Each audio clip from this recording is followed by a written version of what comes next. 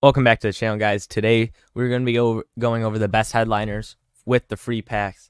Now, some people are saying they're 82s, some are saying they're 86. So we'll go over the 82s, we'll go over the 86, and I'll give you the best choice for each of them.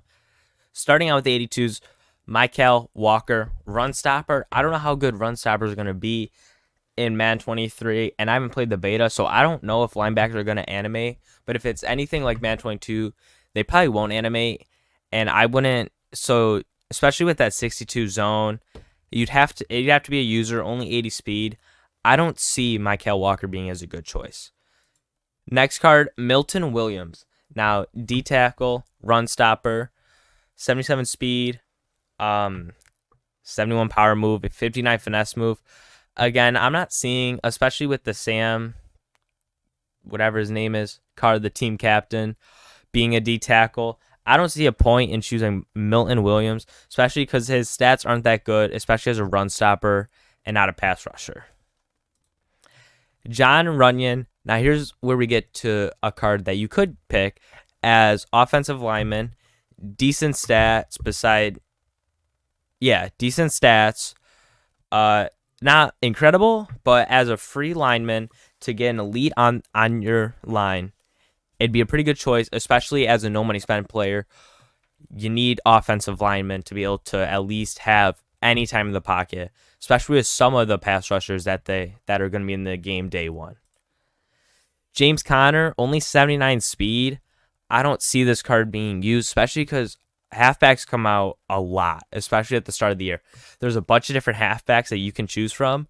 So, I don't see James Conner being a good choice, especially with his only 80 break tackle, 79 speed. Just not that good of a card. Okay, now on to Elijah Moore. If you're looking for a slot wide receiver, this is not a bad option with 84 speed, and that's about where his stats basically stay decent. He's got 82 deep route running, so he seems more of a deep threat. But you could probably put him in as a slot if you need a third wide receiver. That's really the only place I could see him being used, especially on that lower end of the speed spectrum. And then Caleb Farley, as a cornerback, not terrible. As a free card, 87 speed is crazy. He's going to be up there with Tyreek Hill. But what hurts him is his 76 zone coverage and his 68 play recognition. Now, I don't know if play recognition is going to be an important stat. It'd be good if it is an important stat.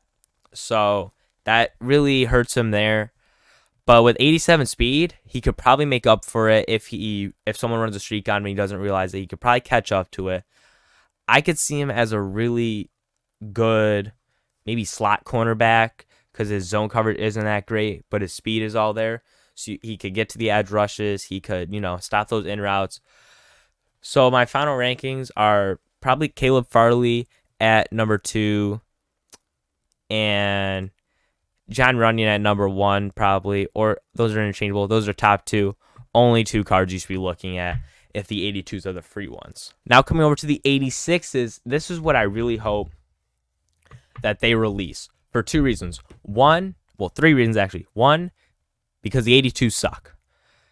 2, the other pack is 87, so it only makes sense if they followed that trend and gave us 86s. And 3, these could probably be put into the set because I don't see them being BND cards, which is their new abbreviation for NCAT. I'm pretty sure it just means binder, so they're stuck in your binder, and you can only quick sell them. But if you can put them into sets, that'd be into the set for the Masters, the 89s, which I will go over.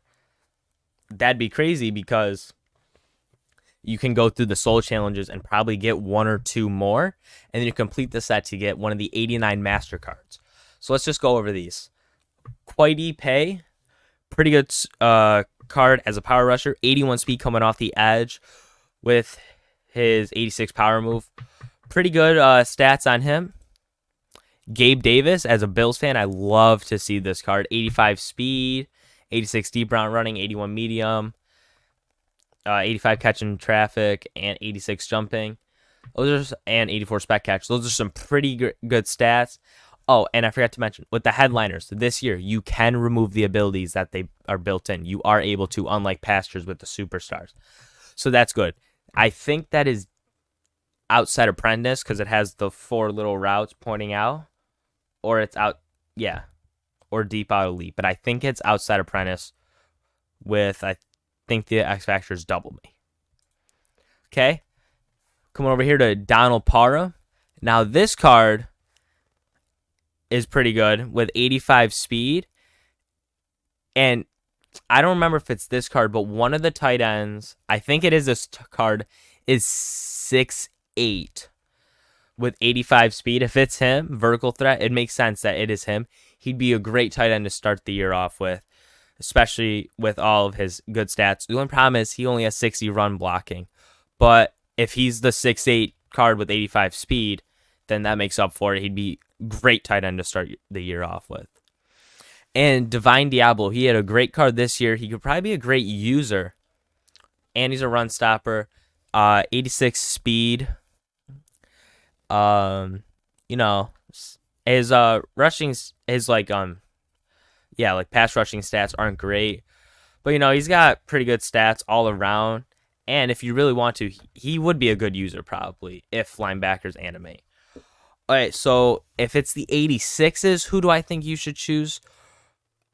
Probably Donald Parham and Kwity Paye. Honestly, all 4 of these are great, but my final rankings are Donald Parham 1, Gabe Davis and Kwity Paye can be interchanged 2 and 3 because I'm a little biased as a Bills fan, so I would probably honestly choose Gabe Davis over Kwity Paye.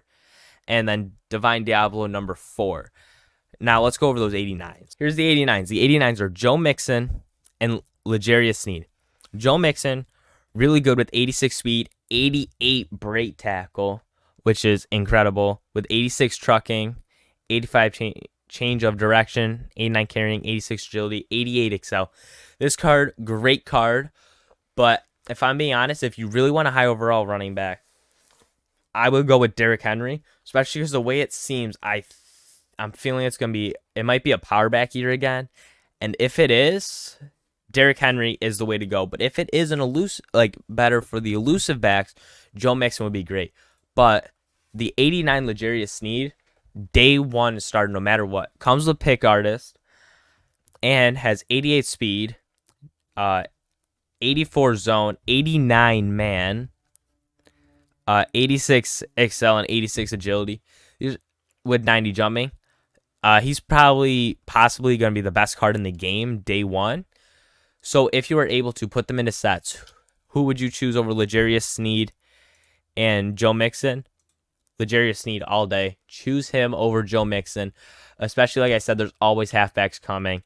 And this cornerback card is going to be really good for a long time. Especially pairing with Kaiir Elam. Best 1 and 2 cornerbacks in the game. All right, well, that's going to be it for this video. Thank you for watching, and I will see you next time.